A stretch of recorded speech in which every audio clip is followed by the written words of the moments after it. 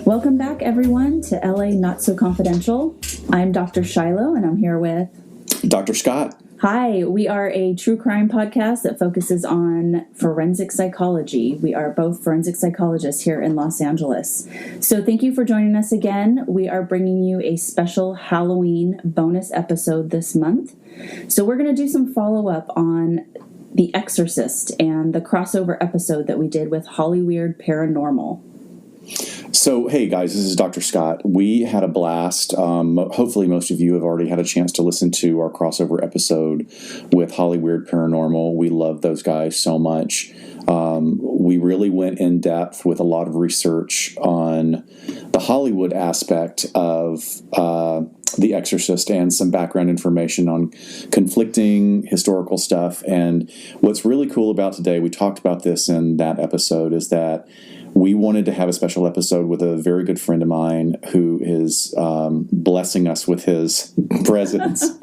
Seriously, this is Al Hobbs. Say hi, Al. Hi.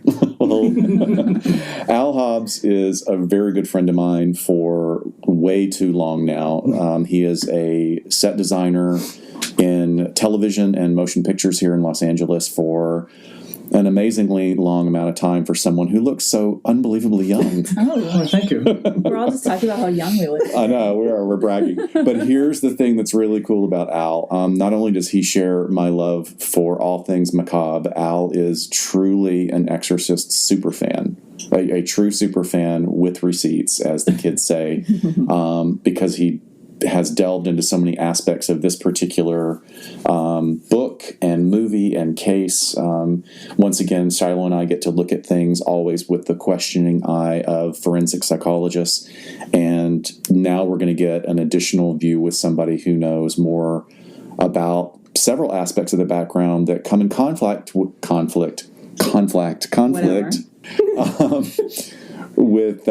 some of the receipts that Tammy and Bryce got for Hollyweird Paranormal. So that's fascinating to me. Yeah. All right, enough of me yapping. I want to get to Al. Al, thank you so much for being here.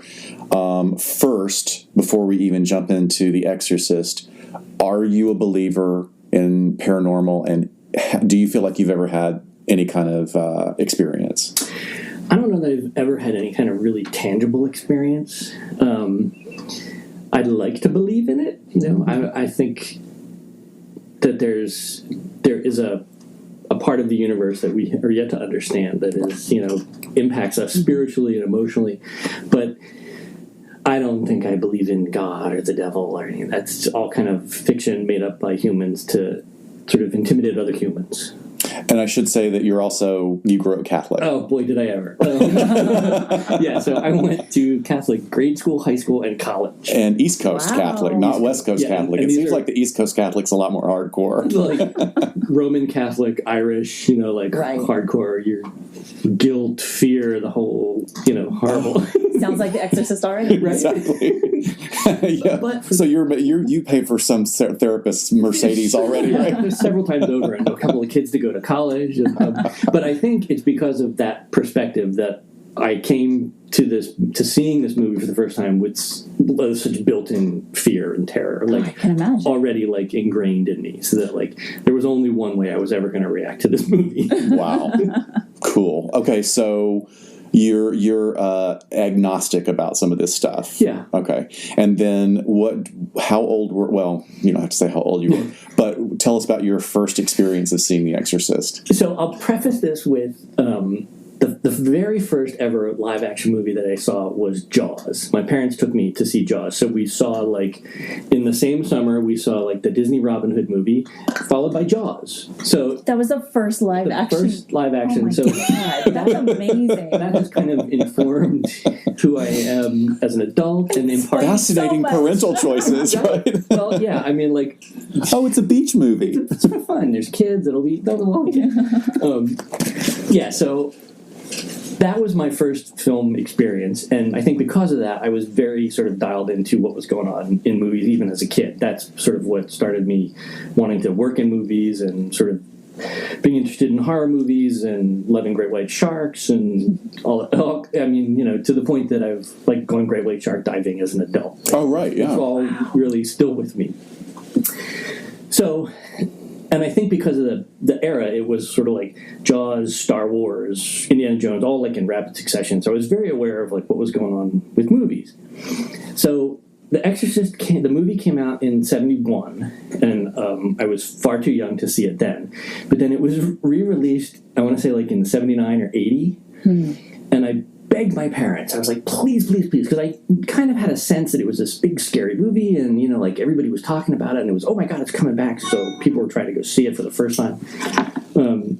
And, of course, I'd never seen it. I begged them, please, please, please let me go see it, and they were like, absolutely not, under no circumstance. So, me and my best friend at the time, who was kind of like the local juvenile delinquent, he and I, we went to the movies and went and saw whatever movie it was we were allowed to go see. And once the movie started, we snuck out and snuck into The Exorcist. And I honestly have like no real like specific memory of seeing it other than it just being a white knuckled ride the whole way through. So we saw it. We didn't talk about it, me and this friend of mine. We just kind of, like, went on, like, there was almost a, like, what have we done kind of feeling to it. And I guess I was... So you don't even remember having, like, that sort of adrenaline thrill of talking about the movie afterwards. No. So that's all. So we're going to talk about dissociative fugue states in an upcoming episode. Well... Yeah, exactly. And I genuinely believe that, like, this movie, having seen it at 12 or 13, like, really ruined me for other horror movies, because there's nothing that has ever come even close to the profound experience that I had seeing this movie for the first time. Mm-hmm. So me and this friend, we go see this movie. We don't talk about it. It's a dark day. It's like, you know, like, and it was in the middle of the day. Like, we went to some matinee. Go home, and I'm having dinner with my parents, and my mother keeps saying to me, like, what's wrong with you? You look really upset. Are you feeling okay? And I must have just, like, looked green and scared and shaken up. And so I just, like, blurted out, like, we went and saw The Exorcist today. I know you told us we weren't supposed to go see it.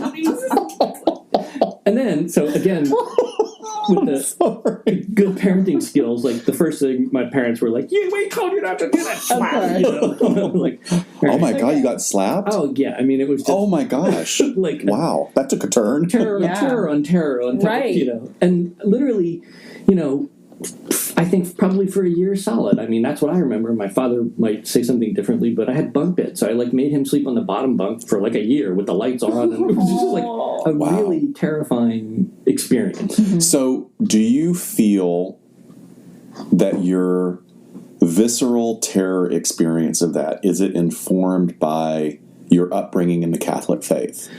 Absolutely. I mean, I think a real specific part of it was definitely informed by that. I mean, you're sort of, from the time, you know, I mean, it's indoctrination. You're sort of taught to believe that all these things are real, you know, like the virgin birth, and this guy could walk on water, and he brought this guy back from the dead. So you're really supposed to believe in all this as some, you know, that it has some truth to it. So to then see this movie that is in a manner that is so much more sophisticated than any 12-year-old could handle, you know, that, like, yeah, it was intellectually terrifying, it was emotionally terrifying, and, you know, so, and it stuck with me, like, it never faded. Wow. Like, as a young person, so. And done really well. It's not like you saw some weird, cheesy version of a possession movie. It's alive, you know, because that was But also, I mean, I think it went so much further than any movie up to that time. You know, like Rosemary's Baby, I think, came out in, like, 1968. And an excellent movie, you know, by all standards, a really good movie in all regards, but nowhere near close as scary as this. Well, no, I mean, it's not visceral horror. It's you know, because there's some body horror in The Exorcist, but in Rosemary's Baby, it's one of, I mean, I remember I had always loved it, and for my master's diagnostic class, we had to pick a movie and write and do a diagnosis on the character. So I thought, oh, okay, so let me do Rosemary's Baby as if Rosemary's having a psychotic break.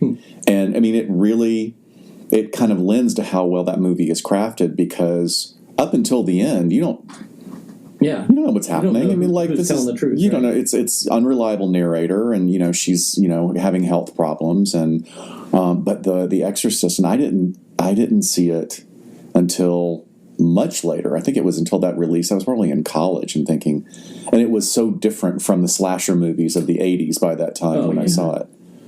Yeah. And also, I mean, so I think the next time I saw it was probably in high school, and we saw it like in somebody's house at a party, and there were still parts of it that I couldn't completely watch. I mean, we were watching part of it right now, and there was, there's a part when the bed starts to fall down, when the lights start to flash, and that face comes up. I still have a hard time looking at you're actually having an emotional, you've got an emotional memory that's attached to this, and even though it's, a sunny California afternoon, and we're sitting in a well-lit living room watching it. Yeah. And I had to, leave the lights on at home because I know when I go home and it's going to be dark and we've been sitting here talking all afternoon about The Exorcist, I'm going to be freaked out when I go home. Because, good pre-planning. I don't believe in any of this stuff, but this movie just, grabs a hold of that part of your brain and keeps twisting, it just doesn't let go. That's so fascinating to me. So, okay, you listened to our podcast, our crossover episode.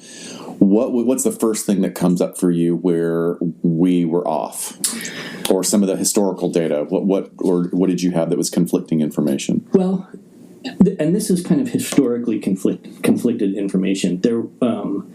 It wasn't until 1996 that anybody started to do some real hardcore, actual journalistic fact-finding about the original story that was said to inspire the movie. So the story about this kid in Maryland who supposedly, went through a real exorcism. Right.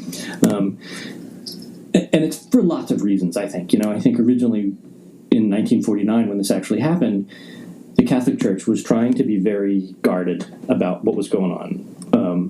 And for that reason, they changed the person's name, they changed the family's name, they changed the location of where the family lived.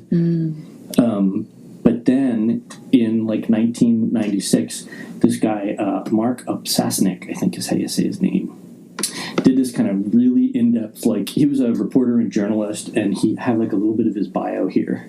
Should I read that? Yeah. Yeah, okay. Please. Washington, D.C. based writer and cultural historian who's authored 7 books and more than 70 articles on such subjects as unexplained phenomenon, popular culture, and rock and roll, because, as we all know, rock and roll is the music of Satan. Yes. Satan. But he approached this article from a really sort of fact-driven, he wanted to know who the real kid was, who the family was, where it happened, all that kind of stuff. So some of what was on your last podcast is the typically misreported stuff that we now know is not true. So it sort of gets watered down through the various... And it's the telephone game, right. There's been sort of all manner of... different people have written different books about it, and some have latched on to, the purely spiritual or the purely criminal part of, the whole thing.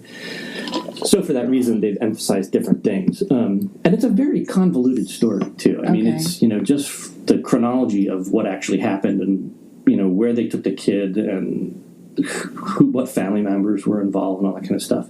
Oh, but talking about convoluted versions of this, I watched the trailer for The Haunted Boy. Oh God! And that was kind of all I could get through. Yeah. Yeah, that's like that. I'll never get that $1.99 back from Amazon. Right. It's pretty bad. To the point where I kind of expected one of them to be at the end of the trailer, be sure and download our video for our new album that drops later this month. And what? What the hell? Yeah, it's we talked about that with the buffoonery of the investigating team and presentation. The presentation and there are just a lot of things wrong with it. See, what that made me think though is that they were kind of working towards their own fictional version of this story. They were sort of involving themselves somehow. They want to create a new narrative that involves them. That involved them. I was like, all right. So this guy that you just gave us the bio on, did he write an article or a book? So what he did, so there was a Entertainment Tonight article, I think in 1996, on TV, for which he first started to have this conversation. Then he wrote this kind of 5-part article for a magazine called Strange Magazine. And it's where he lays out all this really exhaustive research that he did. And then later in 2006, he put it in a book. I see. And it's also the place where I learned that I think most of this relates to what you guys do in terms of psychology and psychiatry, because this guy went back and talked to people that lived in the neighborhood, like his childhood friends, some of the priests that were actually involved that, for a decade, no one could get them to say anything about it. And then finally, as some of them were dying, they were like, yeah, we were there. He never vomited on anybody, Yeah. So it was a little more of the truth started to come out with this guy's digging. Well, it also makes you wonder, or it makes me wonder, well, then why didn't you say that earlier? What makes someone in a position of authority like that feel that they have to sustain and support this narrative? I mean, maybe there was an ulterior motive of like, hey, it's getting people back to church. It's getting people back to a more black and white view of the universe and spirituality and religion. I don't know. I'm just my personal supposing. thought on that is that, historically the Catholic Church has always been very tight-lipped about things like exorcism, because I think in this day and age, it's like easily disproved. Mm-hmm. And I think for the Catholic Church to come out and sort of take a big, hard, full-throated stand one way or the other, like, you're either going to shut the church down or you're going to be met with, like, this profound skepticism, like, oh, well, we have definitive proof that this boy was possessed by the devil. Yeah. Really? Yeah. Really now? Like, let's have it. And if you can't prove it, then it's like, so then your whole church thing is kind of a failure. I think, in looking at it, again, through a psychological lens or a clinical lens, it makes me think of, how much something gets adopted into the vernacular of the culture. And The Exorcist certainly opened a door. I'm not talking about a spiritual door. I'm talking about a new perspective and a whole wave of movies, a whole wave of, the whole genre. Yeah. Exactly. There had only been a couple of possession movies before that time. I think there was one with Shirley MacLaine, which is one of the reasons they knocked her out of the running for it. She and Perry King did The Possession of Joe Delaney, and 2 years before or something. Oh. But the idea that, this is one of the problems that we run into in doing the work that I do with law enforcement and going into the community and going into psych hospitals and interacting with people. At least once a month, I'll interview a minor, somebody under the age of 12, that I'll be like, I'm hearing voices telling me to kill myself. And I'm at the point now that most of the time I can turn to them and go, no, you're not. You're absolutely not hearing voices. Let's talk about this, but you're not hearing voices. Mm-hmm. And they're all surprised because they've either learned that from being in the psych hospital for 2 days before I get there, or, they have picked it up from somebody in the family, or, it's a way, it's a way to get their needs met. Yeah. And I just wonder, how that sort of is a reflection of what is happening really around the world. It's that there's, and especially in the evangelical movement, it's very popular. Right. Well, and today, compared to, 1949, when this happened, or even the 70s when the book were written and came out, now, whatever means you can achieve your sad celebrity status, if you're going to feign bipolar disorder, you can read up on that and pretend you're bipolar, and a real doctor will say, no, actually you're not. This is what you're doing to yourself. Yeah, and it's also dismissive and minimizing of people with that who actually have that diagnosis. Right. And bipolar, it's interesting, but bipolar 2 to 3 years ago was the diagnosis du jour, and now it's borderline personality disorder, and people kind of tossing it around, not really understand, no, that you don't toss around a diagnosis like that at all. Anyway, but I digress. So back to. Well, I guess let me just ask, when this possession was going on, 49? 49. Was it something the church was trying to keep a tight lip on? It wasn't necessarily high profile, right? Where they were sort of advertising, hey, there's an exorcism going on. Yeah, I don't think anyone was advertising. But, yeah, the church is historically has this kind of like side-eye attitude about it, like they kind of have to believe in it because it's part of their doctrine. It's part of, Right.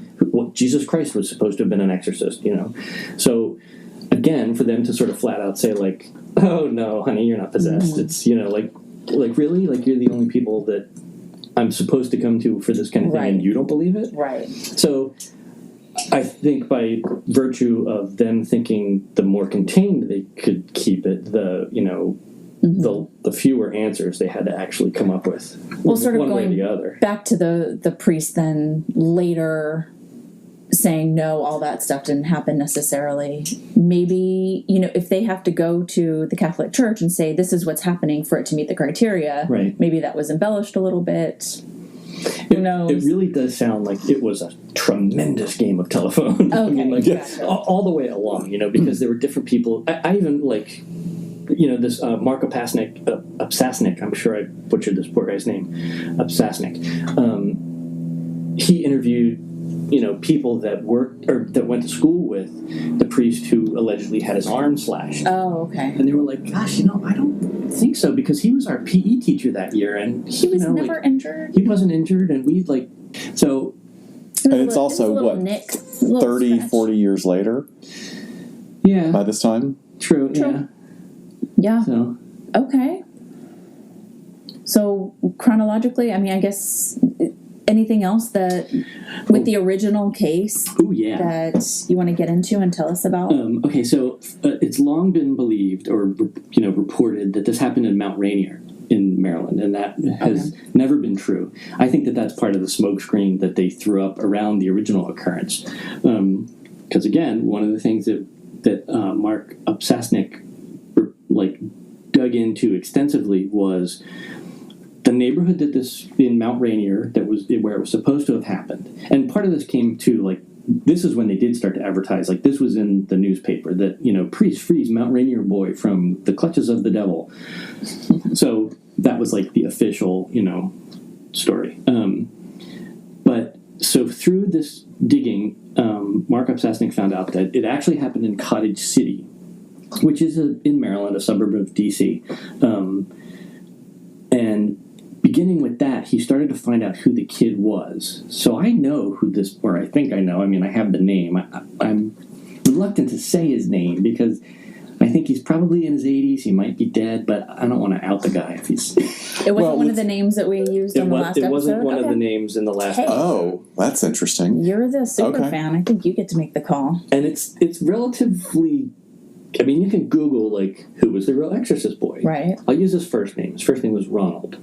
Okay. So we knew, I think the we knew Roland, that. Right. There were They're different, the back and forth. There was Roland and Robbie and Doe and Mannheim. I don't know where the Mannheim ever came from. Okay. But, Doe, Jane Doe, Jim, that kind of thing. Okay. Let's see. So this is some stuff about what he did. Okay, so this was a childhood friend.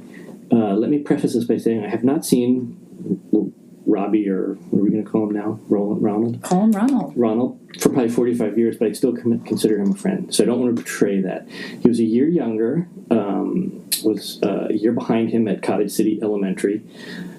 He was a bit of a loner. I don't know any other words I might use to describe him more appropriately. He was sedentary, quiet. He wasn't into sports, which I remember in the other podcast you mentioned that, if this kid was into sports and had this kind of athleticism and this sort of overly emotionally charged moment, maybe he did slash the guy's arm with a bed spring that he pulled out from the bed. I don't think that that's possible. And then this other research about the kids being like, no, father, whatever his name, he tossed his softballs all year that year.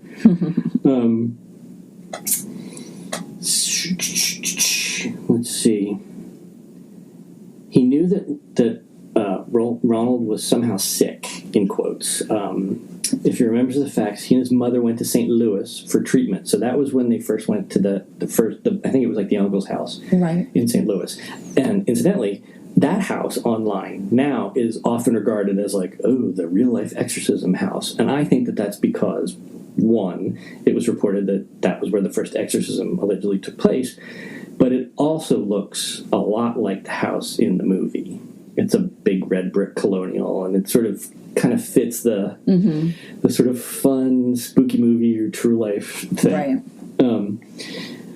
But they went there because he was sick, and I don't know that anything really happened there. But okay, so you've used the word sick. I mean, do we have any background? Like, what was it? It was behavioral issues. Was he depressed? What are they? Well, all right. So this will be kind of like jumping ahead a little bit, but let me find it. So there was a family, and there were 3 brothers, and one of the brothers was like Ronald's best friend. And so in an interview, Mark asked him, so do you think he was really possessed? No, I don't think he was ever possessed. I think it was psychological. As far as any real possession or anything like that, I don't think so. Interesting psychological aspects to it. We talked about this before. They were German Lutherans. He was an only child. I think the grandmother actually was a central figure in the whole family issue dynamic. Very influential role in all this. This old world religion, superstition, and the mother got caught up in it, and the father just kind of backed away. So it sounds to me like this kid is only child, sort of surrounded by these. So it's the grandmother, the mother, and the aunt. Okay. Surrounded by possibly fanatical religious women. One who is openly sort of spiritually oriented or spiritualist. So the aunt's a real person. Sort of. Well, obviously she's a real person, but like sort of. And she was definitely into the occult, and the Ouija board and all that kind of stuff. Although I would say that even though spirit boards had been around in some form, the idea that like a Ouija board at that time that was put up by Milton Bradley. Oh yeah, it was right. So is this a game of telephone we're playing also that she was into the occult, or was there like, oh, somebody got a Ouija board for Christmas? Yeah. No, I think that historically all of that is true. I think like we are as guilty as anybody else that I would accuse of playing telephone, because none of it is really, aside from the stuff that like this Mark Upsasnik got from like, town records and who owned the building of the house and where they lived at what time and all that kind of stuff. I mean, he really, like, again, laid it out in these kind of dry terms as to who it was and where it happened. And he made no claim as to whether or not he believed it was genuine or, if it was psychologically whatever any of that was. He was just kind of like laid it all sort of out and says, well, you decide for yourself.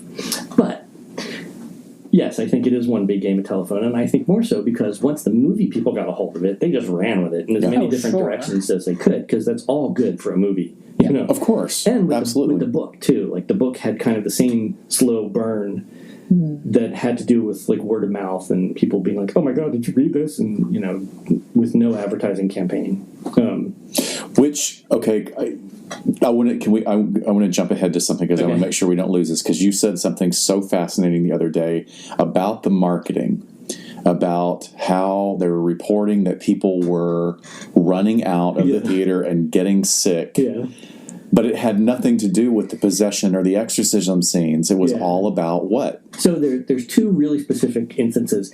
So one was the very first original trailer that they showed for a very limited period of time, and they pulled it almost immediately because the whole trailer, all it was like a beginning shot of the car pulling up to the house, and this kind of like deep resonant voice, like something beyond comprehension is happening in the upstairs bedroom of this house, and then it immediately cuts to just like 2 full-on minutes of just flashing black and white images. So people had seizures. Epileptic seizures. Actual epileptic seizures. So that was the first press about this movie, that like, oh my God, remember the book that everybody was so scared about? Right. Well, there's a trailer for the movie and people are having seizures. So right away it started running. But then the other thing was, and actually Alan Burstyn, I think, was the person that kind of revealed this, that there was, for the longest time, there were stories about people getting sick and fainting just because, oh my God, the demon, it's so horrible and everything. But she finally admitted after all these years that what people were getting up and walking out of was when they do the X-ray scene, and the arteriogram. Right.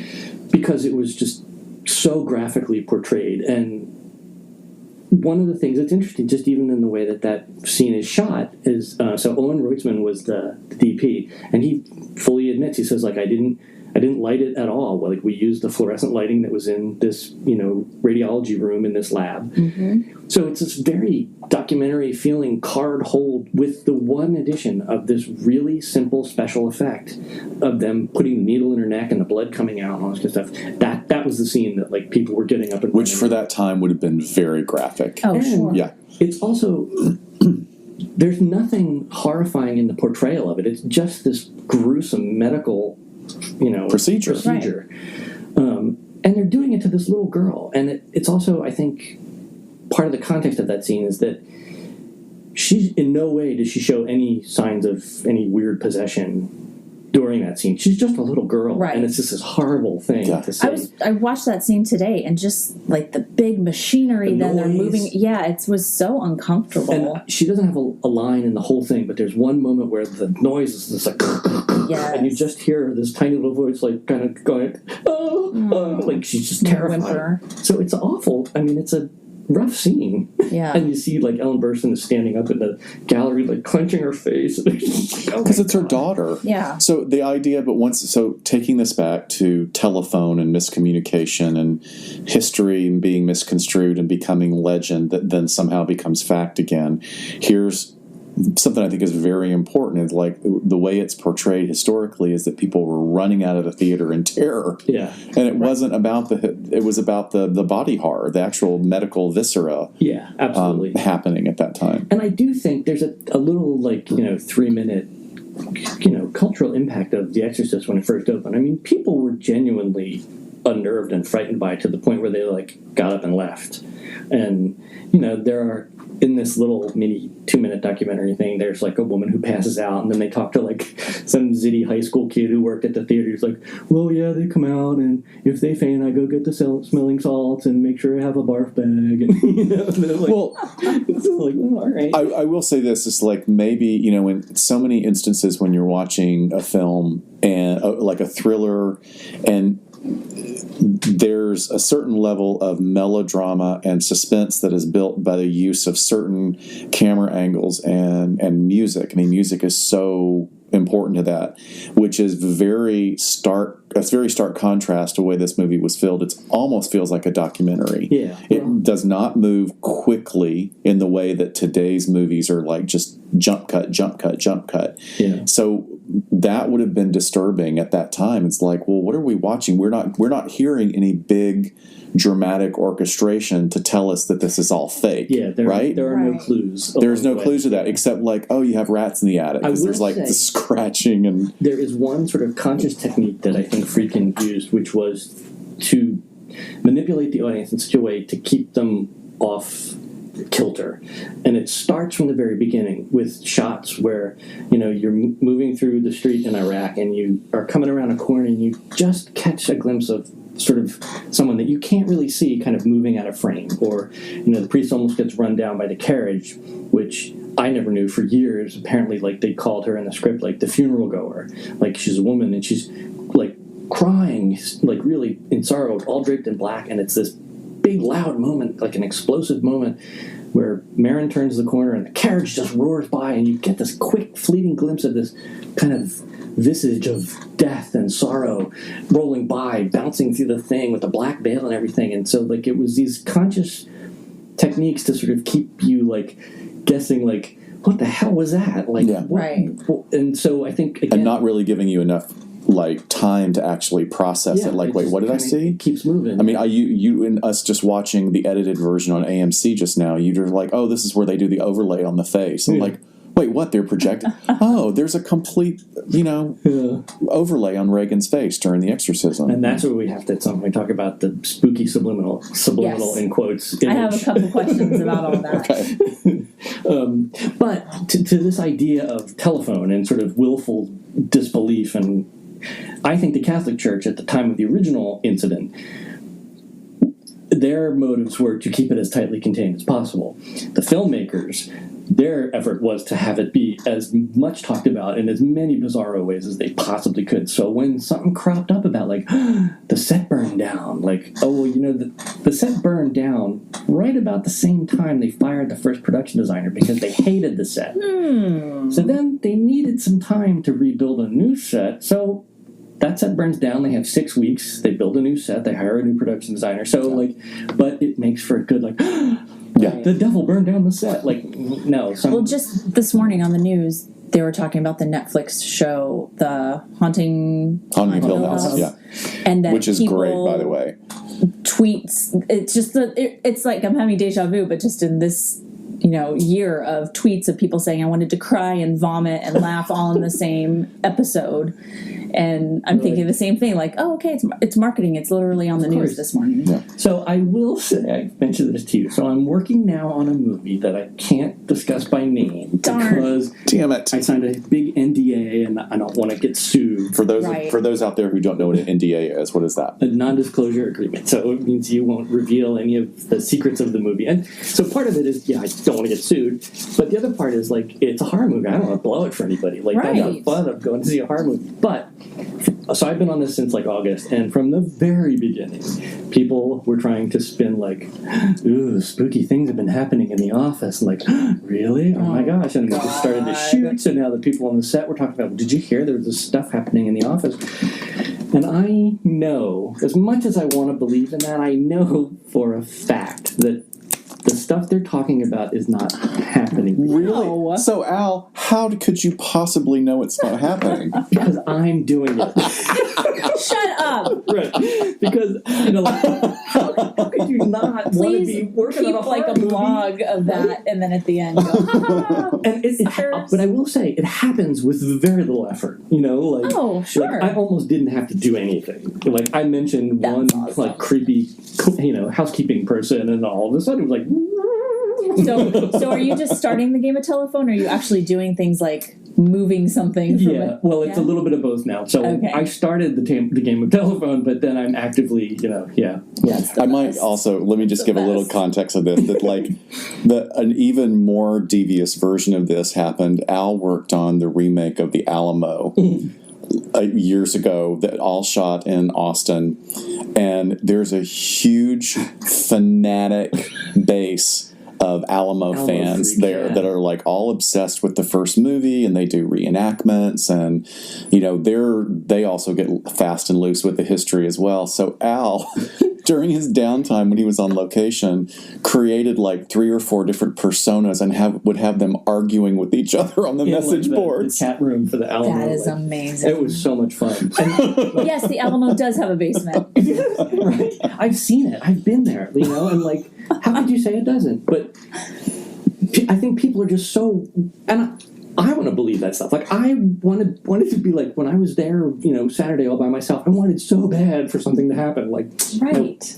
And I did things that spooked other people, hoping it would sort of prompt oh, he was playing with such and such a prop, he shouldn't have been doing that, and you should wear your blackout contact lenses, right? Those, just kind of wake up pretend I'm on the floor and just having a seizure or something. That's awesome. But yeah, and so I'm 100% certain. And I also think that William Peter Blatty was very sort of measured and straightforward and crazy smart, clever man. William Friedkin is kind of out there. So I think that William Friedkin spun things a little bit and then forgot how he spun it and then maybe spun it in a different direction. Right. So that has lent to, people have interviews and recordings of him saying one thing and then saying something almost completely different. So that it's well, which was it? Right. To the point where he might not even know anymore, right? I mean, with all this time that's passed. So do we know what happened to Roland? I heard he grew up to be a NASA astronaut. Supposedly. So he grew up to be fine. Mark Upsasnik at one point tried to contact him and actually spoke to him on the phone and didn't. The conversation, as you might imagine, didn't really go anywhere because his reaction was, I'm not going to be in any way helpful about this. I don't want to discuss it. I mean, I think it was... whatever happened, I think it was a painful, awful experience for him as a kid.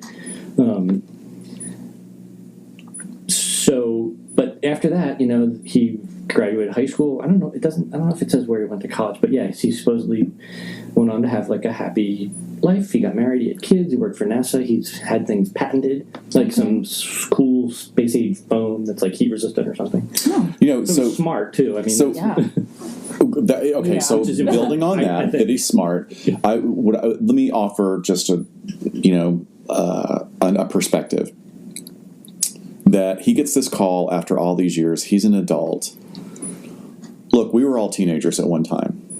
And part of the developmental process of individuation from your family of origin and becoming your own person is a bit of rebellion. And sometimes it's innocuous and, barely noticeable, and sometimes it's big. Yeah. So what if that's what this was? This was a way to push back against whatever was going on in the family, which we will never know. We will never actually factually know what was going on in that family. And now he's just embarrassed as hell. Like, oh my God, this whole, I had the whole town,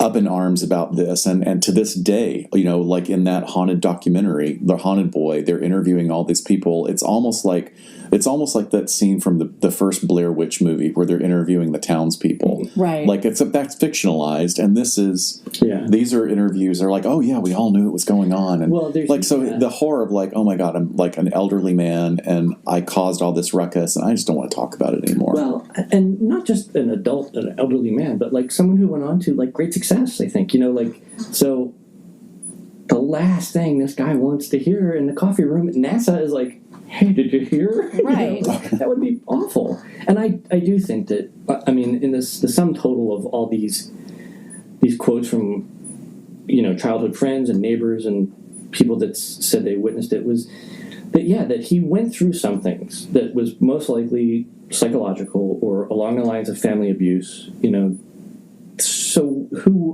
once you get past that, who would want to relive any of that or discuss it? Even if it's to say like, oh, I lied about all of it. Like, no. And then you make the church look stupid. That you're between a rock and a hard place. Yeah. I also wonder too.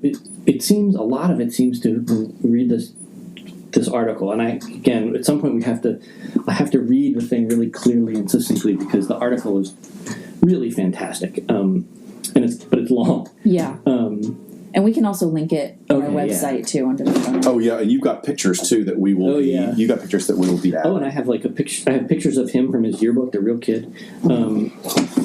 But one of the things that you start to get from these conversations is that it sounded like the mother was behind a lot of it. And interesting. Now I'm certainly not a psychologist, but it sounded to me like, a parent has a sick kid and suddenly the parent is the center of attention. And Munchausen by proxy. So then, that's what prolongs that aspect of it. And so somehow, here is this woman dealing with her mother and her sister and this son weirdly enmeshed with all these female figures in his life. Yeah, so again, wanting to please them, possibly, play along. Yeah, interesting. Okay, so now where? Well, anything else about the original story? Let's see. So there was an episode so this is a kind of about the sort of kid that he was. So in 8th grade, it was 48-49 school year. He and his friend were in a class together at Bladensburg Junior High. He was sitting in a chair, and it was a chair with like the little desk attached. And it started to shake. The whole thing started to shake and vibrating, and the teacher yelled, like, stop it, stop whatever you're doing. And he finally said, it's not me, but he continued to do this whole thing, and he got kicked out of the class, and that was the last they saw him at that school. And what age was he at this time? So this was probably like his junior year in high school. Okay. I think so. Or no, wait. This would have been, this was 8th grade. Yeah, they were in 8th grade. So that's still pretty young. But a weird, cleverish, attention-getting tactic. Okay, so then there was this other instance that the same friend relates. So Ronald had a dog, and the dog was a stray that had just been kind of roaming around the neighborhood. And the dog was mean, and nobody ever knew who owned it. It just came out of nowhere. Well, Ronald basically adopted the dog. The dog was really his best friend, not me. The dog hated everyone and everything and would bite anyone in sight, but he loved Ronald. So then this friend at one point says, one time he called me up and told me to come over, and I never really trusted him because he was a sneaky, mean little bastard. Going over there, said what he does is he tricks his friend to come over, and he sicks the dog on the kid. But then the friend says, I don't know why I fell for it, because he did it to every kid in the neighborhood. Oh, jeez. So he was, bizarre. He was, I mean, that's, in the scheme, he wasn't out killing people or doing drugs, but, like, just a little bastard. Yeah.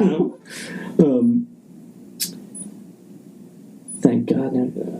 That was when the actual story came out. Father Hughes, was the first priest that got slashed with a spring. Okay. And then, see these kids. I never noticed a slash or an injury. He was our PE teacher for our class. He never missed a class. I remember him pitching the softballs in the spring. So, Again, another elaboration, possibly. Yeah, or maybe there was something that, the obvious thing to me is that the kid did something. Maybe he did physically interact with the priest and cut him or do something. And the priest said, I'm out of here, you little bastard. So, because that was his only involvement with the whole thing. And when you read, the scary version, it's like, oh, he would never return for fear of the demon, Right. It's just like, well, no. He couldn't raise his hand in sermon anymore, anything like that. Okay, so the only wrench I want to throw into this, as far as, and I don't know where this falls in it, but look, at that period of time, the Catholic Church and parochial schools and priests and nuns were very big fans of corporal punishment. Oh, yeah. And,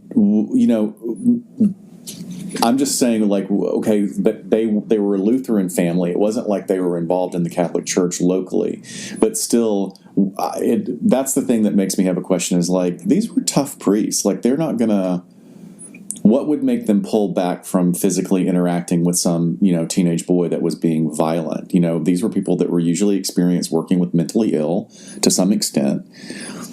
So I don't know where that falls in this argument, but the idea that they were just these sort of milquetoast, that doesn't fit with my idea of the priesthood and people involved, And who would be chosen to be the exorcist. Right. Well, also keep in mind, though, the Jesuits are kind of like the punk rock versions of priests. They are sort of the most forward-thinking. They're the most liberal of sort of all the different factions of priests.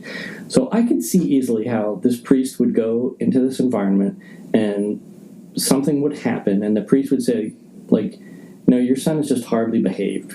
What you need to do is this kid needs to be grounded or punished, and this is not possession, and I'm not coming back. And, he scratched me with a piece of metal he pulled off the bed. Yeah. So that was kind of how I rationalized. We need the Catholic perspective. I know. The nuns, what they should have done is just send nuns in there, because they would have beat the crap out of them, and that would have been the end of the whole story. Right. Nuns pull no punches.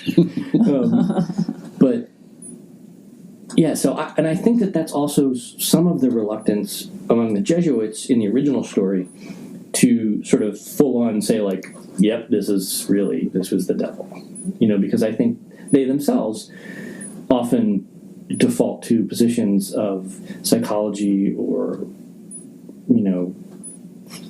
telepathy. One of the things that's in the book that isn't really in the movie is that the priest sort of pulls away from the idea of possession, thinking oh, she's just telepathic and she's pulling the Latin from my brain, and that's a reasonable scientific approach. So yeah, that is pretty progressive thinking. Right there, you're already thinking outside the box without immediately going to it's this, unstoppable demonic force. Yeah. And that's pretty interesting. That's the Jesuits. That's they're philosophers, and yes, they're grounded in dogma, but there's, again, like I said, sort of the most forward-thinking of all the priests. Huh. So let's move towards, what was more historical stuff that you wanted to cover, or that you thought was interesting? So there's a couple things that the priests, Father Halloran, who was someone that witnessed it, is at the end of the whole thing, and there were two sort of periods recently in history of the actual story and the movie. And the timing has mostly to do with the movie, because with the advent of DVD and Blu-ray and all this kind of stuff, there have been subsequent releases of the movie around which they've tried to generate hype. So Mark Kermode, who's a critic and a big, huge Exorcist fan, did a documentary that was really good. Like, it was, I think, the last little documentary blurb with all the major cast members together. But it is a little bit of spin for the DVD. You know, it's kind of, they lean a little more heavily towards the spooky stuff, and not so much with, like, Max von Sydow saying, like, well, you're on a movie for 15 months. People are going to die. You know? Yeah, exactly. Over that amount of time, it's going to happen. So there was that period of time, and then there is sort of after, probably in, like, the 2014, where people just kind of started to say, like, all right, well, we can't really milk this for anything else. And so these priests started to sort of sum up that they didn't really think it was genuine. That's when Ellen Burstyn sort of revealed the story about, you know, people being upset by the arteriogram and not the demonic stuff. So Father Halloran, who had been, I think, a witness to all of this, was asked, did the boy speak in any languages other than English, just Latin? Which he probably had Latin in school. Yeah. I did. Did it appear he understood the Latin he was speaking? No, I think he mimicked us. Was there any change in the boy's voice? No, not really. When the boy struck you in the nose, did he exhibit extraordinary strength? I don't know, I never really thought much about it, but it wasn't as though Mike Tyson had hit me. Okay. And then even things like, did you witness furniture moving? I saw a bottle slide from a dresser across the room. There was no one near it. The bed moving. I interrupted and asked if the bed was stationary or on wheels. He said, it was on wheels like any bed, but I was leaning on it when it moved. So... Well, interesting, another thing, talking about period pieces, is today the vast majority of beds are not on wheels unless you're in, but however, at that time, you know, in homes, I know my grandmother had a bed that was on wheels because you needed it for cleaning, because we didn't have the appliances that we have now. I think it also speaks to, again, you know, these priests are now willing to reveal this reluctantly because it discredits their belief in this other world. You know, like, if you don't believe in the devil, then you can't really believe in God. You know, I mean, you kind of can't have... Well, the strict Catholic view, right? Right. Yeah. So I think that's why, and a lot of these priests, a lot of them have died, but a lot of these things kind of only came out of their mouth as they were sort of like, they knew the end was near. Yeah. Right. Maybe it was their own version of confession to some extent. Yeah, possibly. Yeah. Deathbed confession. Deathbed confessions. So now about what went on the set. Well, something that, who's it, on the other podcast? Tammy or Bryce? Bryce. Mm-hmm. Bryce mentioned, and I pretty much agree with this, that he thought that William Friedkin's demeanor and his whole approach really lent to a lot of whatever the feeling on that set Bad was. energy. Yeah. Stuff. Because I know, personally, like, I've worked on a movie that was comprised of wonderful, talented people who all wanted to be on a particular show, and the whole thing was poisoned by one incredibly toxic person. And it's you really feel it, like, to the point where, like, you feel nauseous every day. So I think his personality, some of his tactics, the fact that they were dealing with very heavy subject matter, people had personal misgivings about whether or not anybody should be even making this kind of movie. There was a young kid on set, you know, there was all this foul language that this young kid is being expected to do, and these sort of horrible blasphemous things that she's being expected to do. So yeah, I think it was an environment that sort of bred a prickly feeling, you know, that, like, you couldn't help but get around it. Yeah. What has Linda Blair said about the experience for her? She's been, like, very frank and positive about it, and she kind of talks about it in this really matter-of-fact sort of way, that she was a kid and she was, you know, working on this movie, and she didn't understand a lot of what it was she was being asked to do. And she would just kind of turn it off and turn it on. And I think they had conversations about like the foul language, you know, and she understood why people sort of cringed. Supposedly, like, they had to cut the first time Max von Sydow heard her like split out with this big spew of horrible language because he was like, "Oh my god!" You know, like to hear this little girl saying these horrendous things. Okay, everyone get all the laughs out. Yeah. No, okay. But even so, Owen Reutemann did this little home movie version of stuff that they had, you know, behind the scenes when they were making it, and he talks about the masturbation scene with the crucifix, which is a profoundly disturbing. It's still to this day. It's like, and I've seen a lot of horror, and it's one of the things that bugs me. And he said, you know, it was a tightly controlled set. Like, there weren't a lot of people around, people that had to be there, which on any movie set was probably like 30 people. But he said it was a very lighthearted day. It was sort of grounded in this sort of physical aspect of the effect, you know, and sort of just physically the blocking of what she had to do. And they sort of laughed and joked in between. So I think to that end, I think they were all conscious of trying to make it a not traumatic experience for Linda Blair.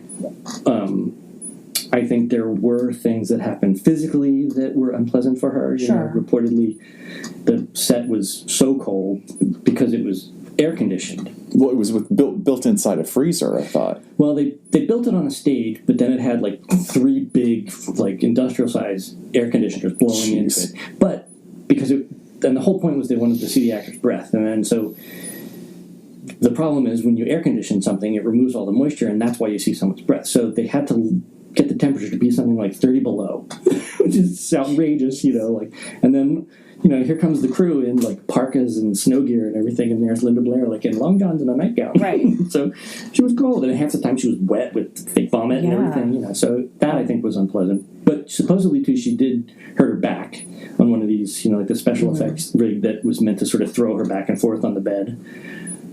So she did the masturbation scene because I heard that it was a body double. She did part of it. So there were, yes, Eileen Dietz was her stunt double. Okay. And, so part of that scene is, so the mother here's the screaming, and the mother runs up the stairs, and she finds Reagan masturbating violently with the crucifix, and she tries to wrestle it out of her hand. So all the stuff that you see when she's wrestling with Ellen Burstyn, right, that's the stunt double. Okay. And the stunt double, there's a shot of Reagan slapping the mother, you know, from behind Reagan. That's the stunt double, and that had to do with just sort of the force of the blow. And but all the business of, you know, like, there's a couple of shots from up above the bed where you clearly see it's Linda Blair's face, and, you know, she's violently, you know, thrusting the crucifix between her legs. Yeah.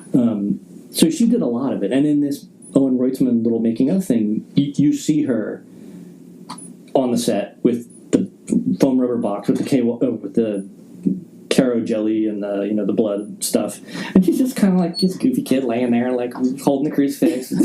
So you know, it's horrible for us to see in the way that it's put together, but I think, like you said, you know, they made it a safe environment for her, right? Because they were all, I mean, even like the makeup man, you know, they all at some point expressed like, God, is this okay with this kid, you know?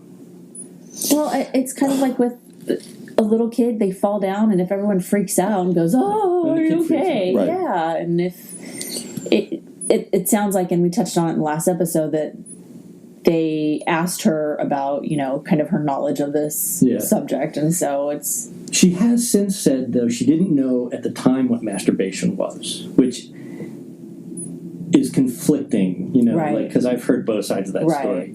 But I mean, I don't know. Maybe she thought she knew what it was. Maybe or she did, know. yeah. And I think her mother, whatever you can say about sort of stage parents, I think her mother was very proactive in sort of making sure that, you know, like, if Linda said, well, what does this mean? You know, like, I think the mother would sit down in a rational way, explain it to her, like, doesn't mean you can say it at dinner, you know? Right. But, well, and, you know, I remember that from casting, that was the kind of parent you always wanted to have involved, was somebody that just said, this is, as long as my kid wants to do this, we'll do it. And it's always framed in, you know, this isn't real. None of this stuff is real, and you still have to do your homework.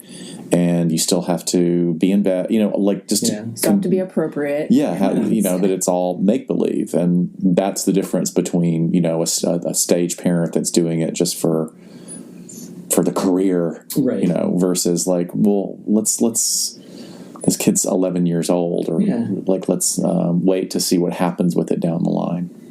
One of the things that I always think is goofy about the sort of, it's not really the behavior on set, but sort of the telephone game of like the curse of the movie, and afterwards how there were all these rumors about Linda Blair had such a horrible time, and she had a horrible time because after the movie came out, there were like these evangelical crazy people that called her with death threats.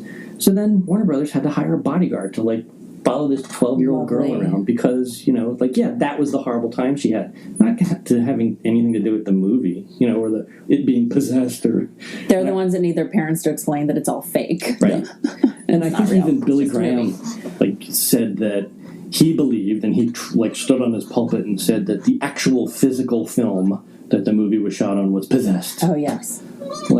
But again, the Catholics said nothing about it, and the people in Hollywood were like, "Ooh, yeah, it is." They were like, "You bet." Keep it going. Yeah. Drum that up because it's going to get us more viewers. Wow. But then, the tone on the set, so William Friedkin. So we were watching that little clip. He slapped that priest to try and get a reaction out of him. He, the story about Ellen Burstyn being sort of pulled by the stunt. Right. And then falling on the floor, that's all real.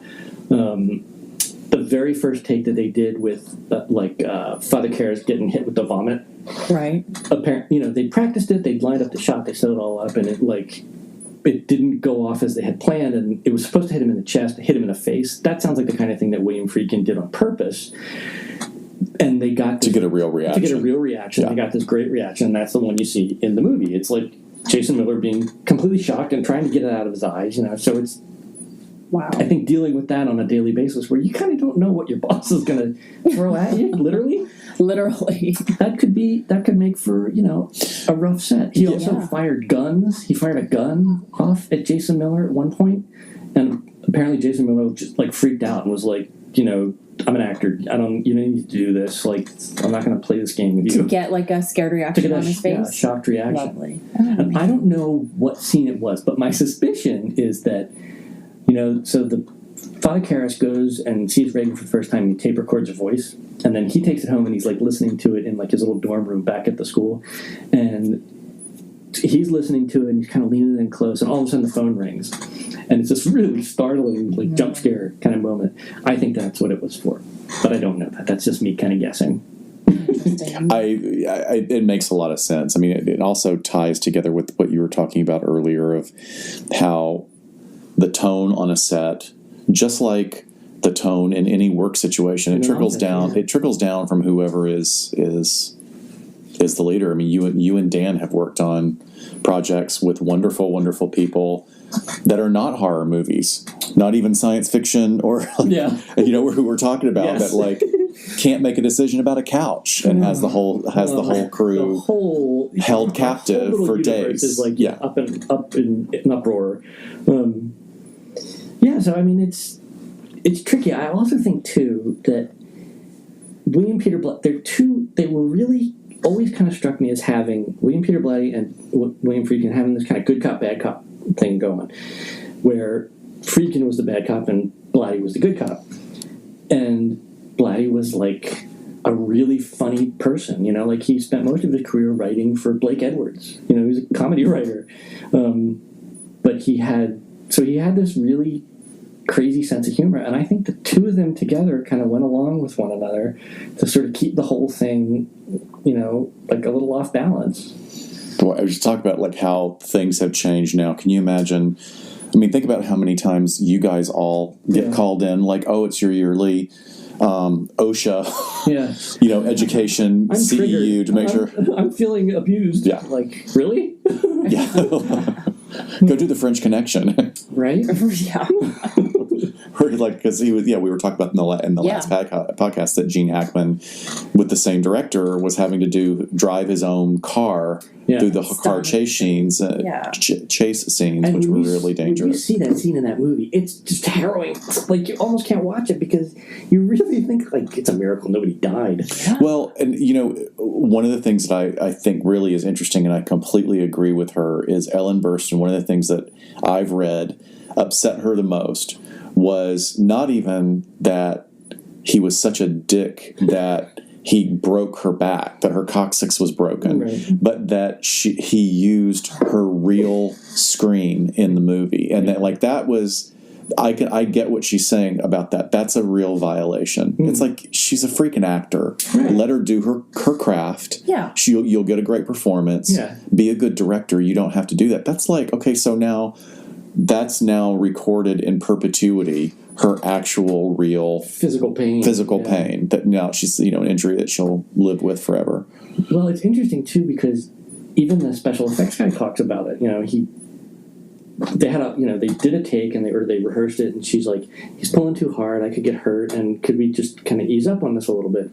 And apparently, like, William Friedkin sort of reluctantly went like, oh, okay. And then Ellen Burstyn says that she turned, and out of the corner of her eye, she sort of saw the two of them kind of like talking. And then this is corroborated by the special effects man that says, and then he turned to me and he's like, I want you to really give it to her, really pull her. And the special effects guy was like, oh, all right. He's like, I don't want to do this. That's awful. Ellen Burstyn, she's a nice woman, Right. and he did it. How awful he felt this is where I go in situations like this where I'm not a very good professional. I get so angry.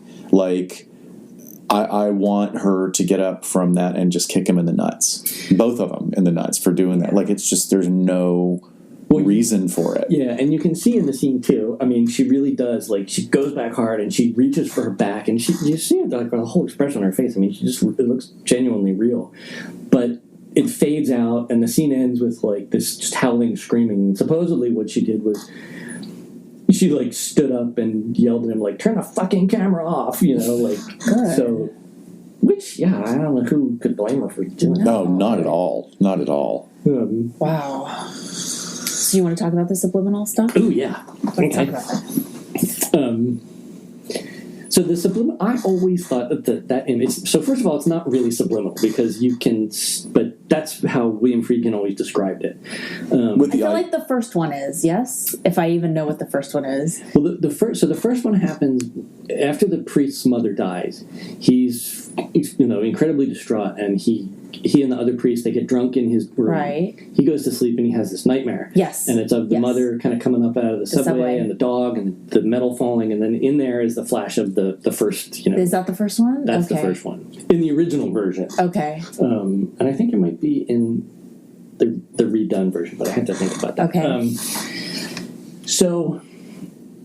And talk about what the image is. The image is just this kind of ghastly, stark white face, and it looks like a skull, but like a really menacing, kind of dark circles around the eyes, and this kind of sharp teeth, feral, almost. like gritty, like emaciated, with like black, white, and red. I remember like the very thin red lips and are there fangs? No, but it's this really screwed up looking teeth, and I have a picture because as scared as I am, I can't resist having pictures of this stuff.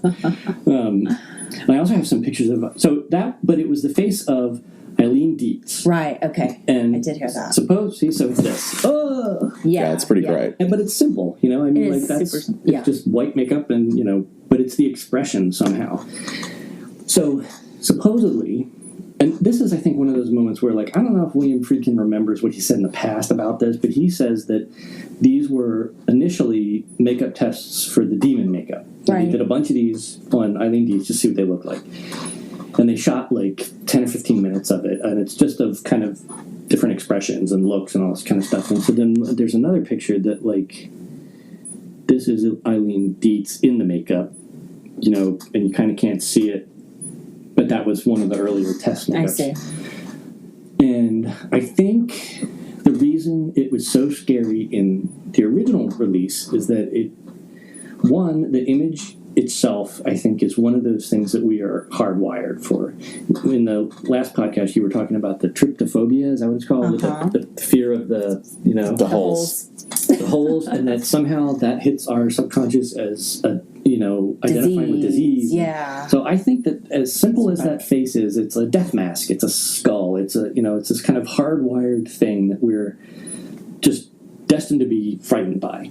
And then the thing that makes it so successful is that it comes completely out of context. Like if it had happened, if somehow something in the house, and you saw it in the house, you'd be like, ooh, the demon's in the house, it's scary, and like you'd be like, oh, okay. But it happens in the middle of this like kind of heartbreakingly sad dream. This priest who's not afraid, he's mourning, the death of his mother, and he feels incredibly guilty for it. And so then this thing pops up, and it's just like... Yeah, you're like, what? Another, like, what was that? What the hell was that? Yeah, like it puts you completely off kilter again. And I think that, like, once you cross that little bit of a threshold, like, when I've seen this movie with an audience, there are things, some of the movie doesn't hold up so well because it's dated. Like when they go to the doctor prescribes Ritalin, and there's always kind of a giggle at that, and they're smoking, the doctor is smoking, and he offers her a cigarette. Right. And there are giggles like the first time that Reagan curses and stuff, but it's all a little bit like kind of nervous laughter and stuff.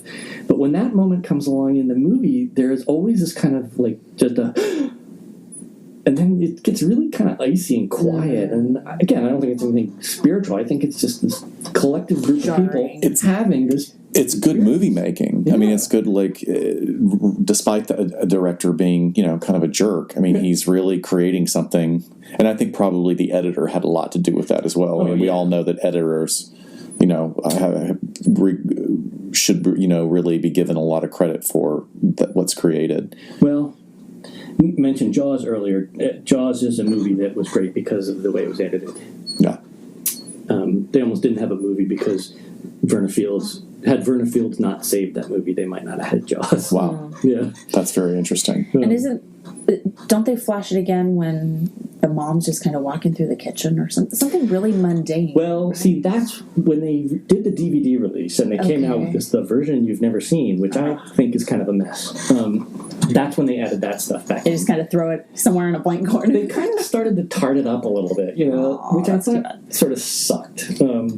Because, again, there was a couple moments. So in the original version, there was, I think 3 times. So there was that first time in the dream, and then there was part in The Exorcist when the bed first levitates, and then it rocks back to the floor, and the lights start to flash. You see it. But what's interesting is you see it almost projected from the same angle as, like, Linda Blair's head is in the scene. So you kind of catch a glimpse of it, and you sort of see that it's not her face. And then I think there is one more time. Like an overlay, almost like a... So that was like a projection, right? Okay. And then that moment that we noticed, when it's kind of half projected on our face. So it was very limited use. But then when they did this other version, there's like the mother comes in and the lights are flashing and the phone is ringing and it appears on like the oven hood. And I was like, what? Yeah, it's very Fight Club. Yeah, but it's also very sort of like, boom. It's like this dumb kind of spooky ghost moment. It's a jump scare, in a way. Yeah. So I just thought, it was sort of ridiculous. The one moment that they did put it in the version you've never seen is one of the earlier, they put back some of these earlier scenes when Reagan goes to the doctor.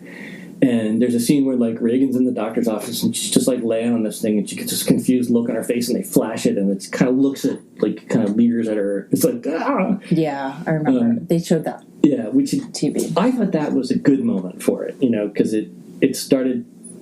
But so I was going to say, I thought that was a good moment because it made sense that it was her and everything. But it also kind of blows the conceit that the demon is trying to convince them that this is medical and not spiritual.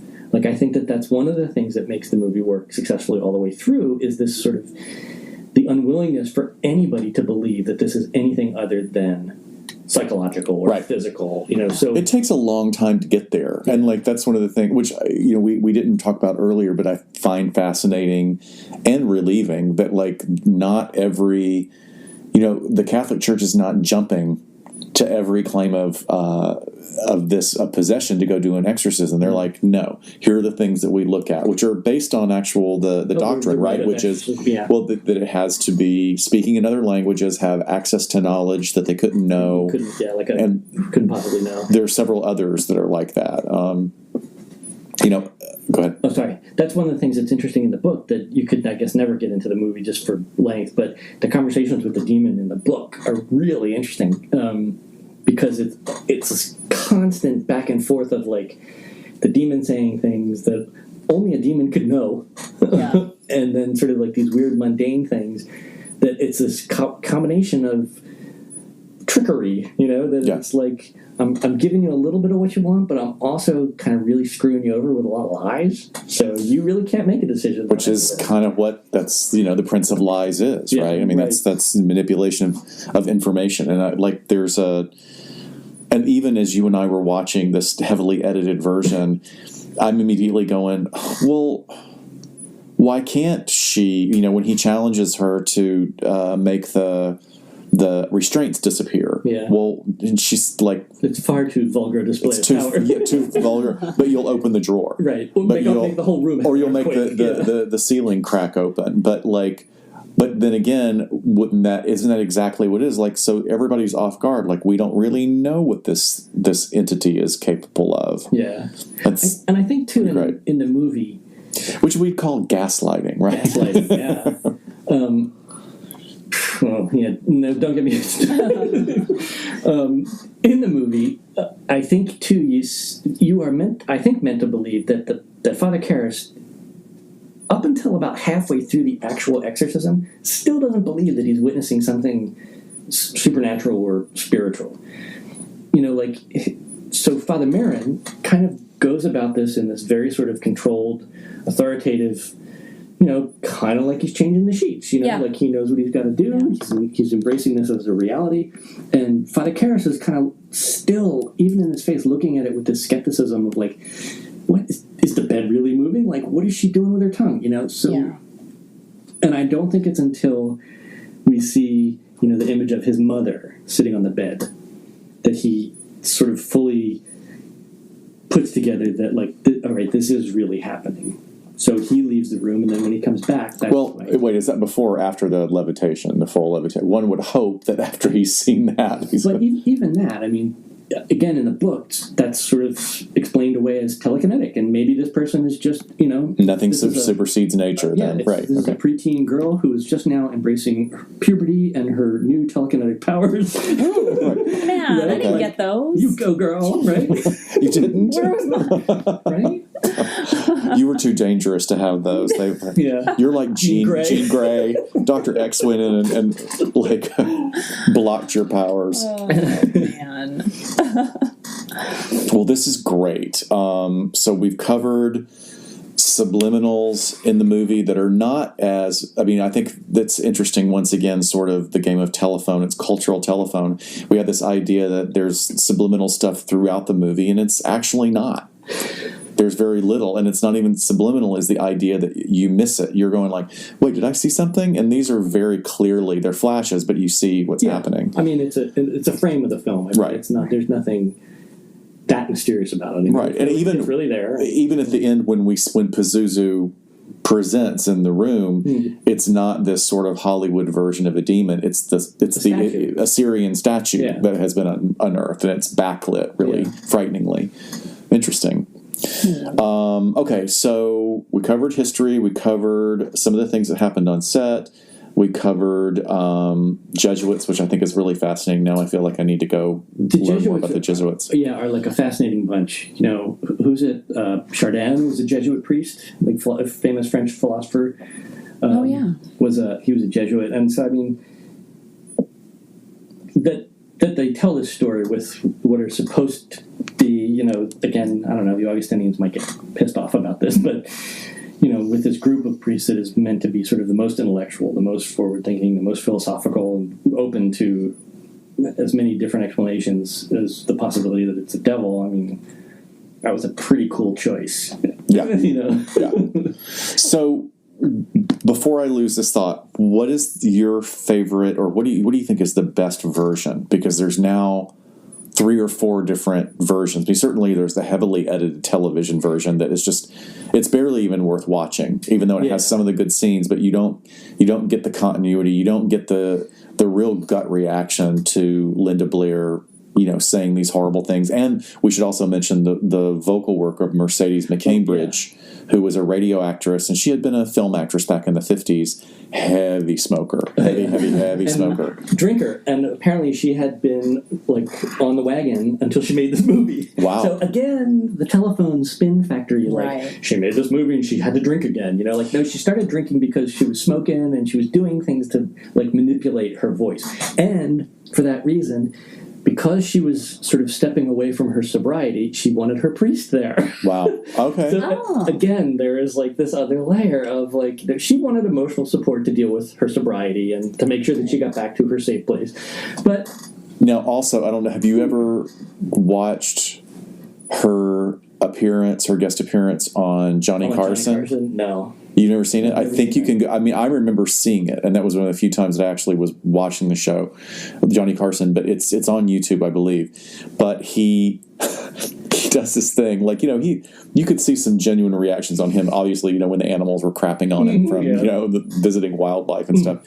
But he has her on as a guest, and he's asking her about, well, you have a lovely voice. I mean, how did you get into character for this? And she goes, it's something that you just, you have to prepare it. It comes up, and then she sort of does this full body heave, and then spits out, I don't know, a couple of lines from the movie, and it really is frightening. And he jumps out of his chair, it freaks him out, because she's a phenomenal actress, Is here this sweet little old lady sitting in the chair, and out comes this.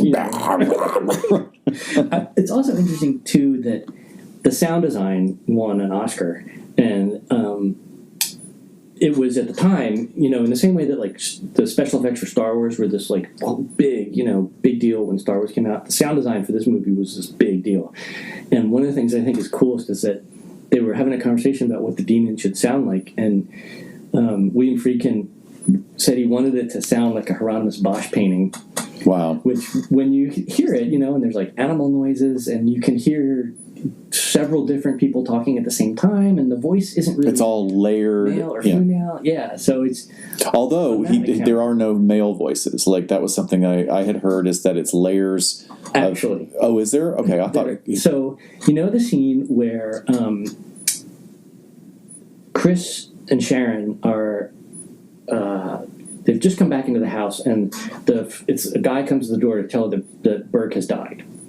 That guy in the script is the first AD character, and he actually did some of the voices and sounds. Oh, there's 9 people that so interesting. Did the voice, but it is largely Mercedes McCambridge who did a lot of it. And then there was an interesting thing too, when they first did it, they had this sort of gentleman's agreement that she wasn't going to get a screen credit because Friedkin wanted there to be this kind of mystery about where the sound of the voice came from and who was it and the kid and everything. Then it turned into this wild success, and Mercedes McCambridge was like, well, maybe I should be. I think I want my name on that. And then Linda Blair got nominated for a Best Supporting Actor. Oh. And it became an issue for the Academy that all of a sudden it came out that, well, that's not Linda Blair doing the voice, it's 9 other people. Right. So, and they couldn't, I don't think that the Academy, doesn't ever take away a nomination, so they had to give it, let the nomination stand. But, again, mired in a little bit of controversy. Yeah, that's an interesting fact. That is fascinating to me. We were talking about... The best version. Oh, yeah. I still think that the best version is the original 71 original release. Because as some of those things that we talked about, they sort of tarted it up for right. They were trying to just market it people that have seen it a million times, there's new stuff in it, for people who've never seen it. But I think that original version is still the best. There's something else. Oh, my favorite scene. Yes. My all-time favorite scene in the whole thing is the scene between Chris McNeil and the detective Kinderman. when they're sitting at her little dining room table and they're having a cup of coffee, and Kinderman is kind of like laying out the circumstances of Burke Denning's death.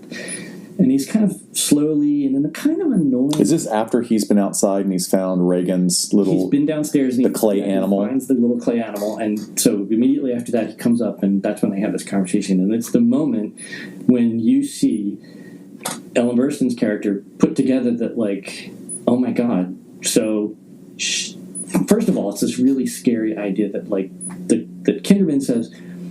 It could be one way that, like, maybe there was someone in the room with your daughter that killed him and pushed him out the window, but it would have to be someone that was, like, so big and physically powerful that they broke his neck and threw him out the window, which is a terrifying idea for, like, the mother to be sitting there thinking, like, so there was someone else in the room with her who killed, you know, like, and then she starts to put it together, like, no, it was her. This was all her doing. And the tension in that scene is unbelievable, and it's a couple of shots that are sort of like real slow pushes in and real slow pulls out, and you see sort of every kind of version, every thought of what possibly could have happened kind of go through her mind and register on her face. Then he leaves, and she has this great physical thing going on where it's like she's shaking, but she's trying to hold it together, and she literally, like, clenches her fist, and I think puts her hand in her mouth at one point, and that is followed up by the masturbation scene. Oh. So it's just like this incredibly tense whole scene where you're just like, oh my God, followed up by this horrific... It's also interesting that the way the detective, what's his name? Kinderman he is malevolent. He's not like a kind of a friendly, I want to figure this out. He's threatening. Well, again, I think that this was part of Friedkin's conceit, that he plays both sides. The detective is both good cop and bad cop, because he's really sweet and really friendly and kind of cuddly in a way, but then he turns on a dime and, like, both with her and the priest. Yeah. And you see him, like, through the door. You see him through the door, and you see him in angles from then on. Yeah. And he's not nice cop anymore. Yeah. No, but you're right. I mean, that last shot of him coming through the door is as scary as any other image. Yeah, and she already knows, like, who it is. Like, she doesn't even want to open the door for him and stuff. What's your favorite scene, Scott? Gosh. I think, I mean, I'm not sure I can say that now, because so much has changed since we've learned about the movie. I used to just think that was her, you know, at the beginning when she's playing. I think Linda Blair is such a great actress, and she's just like a kid. Like, there's no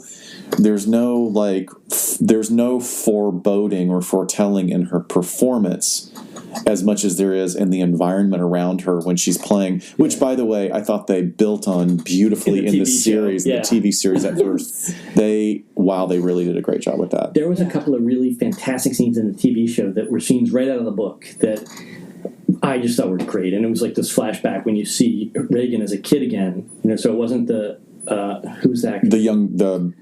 It was the girl playing in the young girl and another actress playing the Chris McNeil part.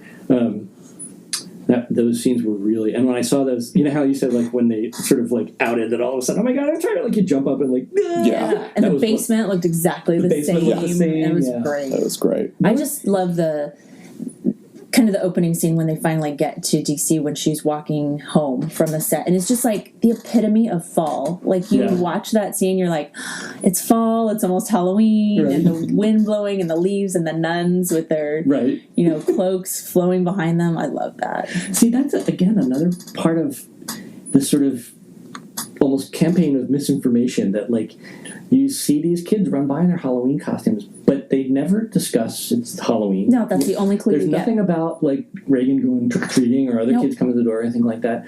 And then the combination of seeing, like, I always thought this was a really funny, dark stab at religion. And, you know, so you see the kids in their little black and white flowing robes run by in their Halloween goofiness, and then you see the nuns, and the comparison is like, well, they're just as goofy as the kids in the Halloween costumes. You know, they're like, well, that's what he's trying to say. Obviously, is like, But okay, so also another thing that's cool about the difference between the book and the movie is in the book, everything starts on April 1st, April Fool's Day. Oh, really? And I heard William Peter Blatty, or read once, that he did that on purpose to kind of, again, sort of like, is to the reader, like, is this all a joke?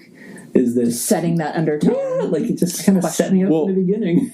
That's that's what April Fool's is supposed to. It's a day of pranks, lies, tricks, right? So there's a couple of layers there that he's telling, and also the implication that this is the demon doing this as a prank or a joke. That like it's not just him as an author, but that this is part of one of the characters in the story, and it's just like it's such a rich, clever, weird stab that goes completely unmentioned. That it's just another one of those. Less is more. Yeah. In this context, and there's a thing in the book too where the way it's written, like probably 2/3 of the book, is really this descent into like darkness and despair and the horror of what's happening and the confusion of is this kid sick, and then when Father Merrin shows up, it's like the clouds part and the sun comes in, and it is really, even the style of writing becomes different.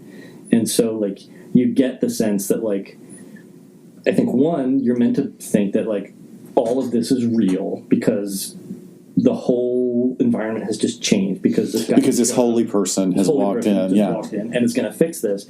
And it just as a reader, it has such a strange impact where you're like, ooh, I just feel like so different all of a sudden. Yeah, you feel lighter. This bizarre, like in a book that, how many times do you have that kind of experience with a book? And what, the gravity that Max von Sydow is able to hold and make that change. I mean, they even make lighting changes in the movie when he comes in. Yeah. And you gave me a bit of trivia when we were watching that I completely was not paying attention to, because I thought, wow, he looks really kind of ghoulish. Like, he's really pale. And you were like, he's only 44 years old. That's like, they aged him. Yeah, they aged him to like, what, 75? Yeah. It's really convincing makeup. Oh my gosh. So Dick Smith won an Academy Award for that, and I think it was almost more for his makeup for Father Merrin as it was for the horror makeup. Probably. It's pretty ghoulish, and they put a lot of thought into it. But that age makeup, I think, is still among the best age makeup you've ever seen in a movie. And then it doesn't come off when his whole face is covered with pea soup that he has to... that lug that she hawks on him, he has to wipe off. Bit of fun trivia: it's not Campbell's pea soup; it's Anderson's pea soup. Okay. I've had I lived in Chicago for a couple of years. I've had Anderson's pea soup. Pretty good. So there was something about it. I wasn't green enough for some crazy thing. Well, the colors, like now, and then here's something else. You and I are going Wednesday night to the screening. What theater is it? At Cinerama? Arclight. Okay. Oh, and they're having a big tomorrow night. They're having a big Academy screening, and I think William Friedkin and Linda Blair and Ellen Burstyn are going to be there. Oh, that's cool. That will have all happen already by the time you guys see I know. this. But it's coming out on Halloween. What I'm interested in looking at also is, in looking at the scene, the masturbation scene, there's so much blood. And then the blood is almost... to me, in the TV version, which, who knows how many iterations digitally that has been, so the color is off, or my television is off, but the color watching it on television looked like a Hammer horror film, where it was like a garish. It didn't look like blood. It looks like food coloring. Yeah. So I want to see, in the version we're going to see, is the green as green in the soup, and is the blood as red? Yeah. Because if it is, that's an interesting design choice. I noticed, though, watching it on TV, there is a sort of overly saturated green in the vomit. I know that's like a tiny, weird, dopey detail, but like... But I'm just wondering, is that our television, or is it the... Okay. I think it's also just the aspect ratio of the difference between seeing, an image projected 40 feet wide as opposed to something on high-definition television. Right. So, yeah, I think that there is some aspect to that is like it oversaturated green, the red looks a little too hot,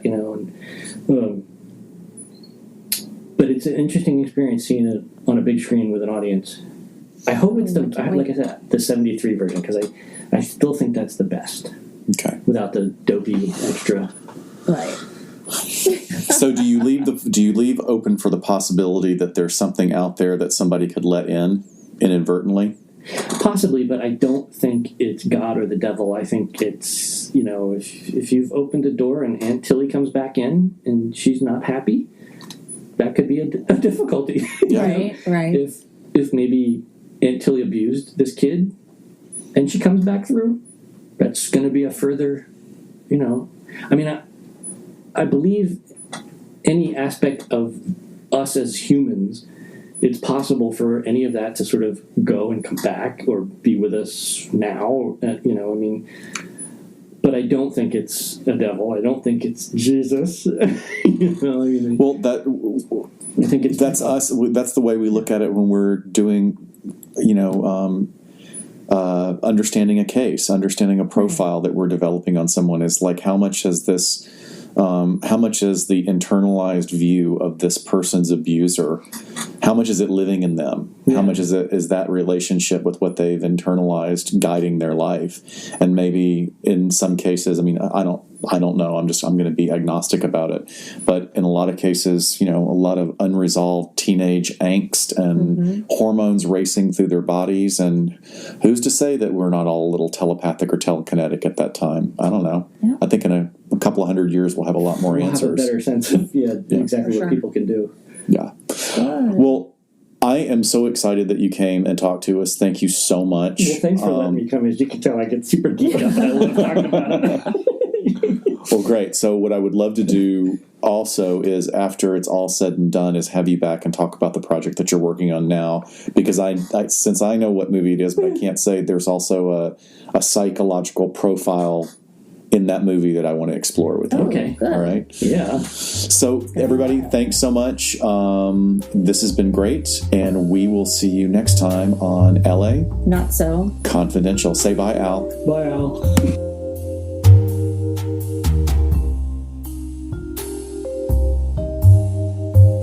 As we mentioned before, we are pleased to announce that we will be making an appearance at the first annual True Crime Podcast Festival in Chicago in July 2019. The True Crime Podcast Festival is going to be all about giving you access to your favorite true crime podcasts and interacting with your favorite hosts in face-to-face and forum meetings.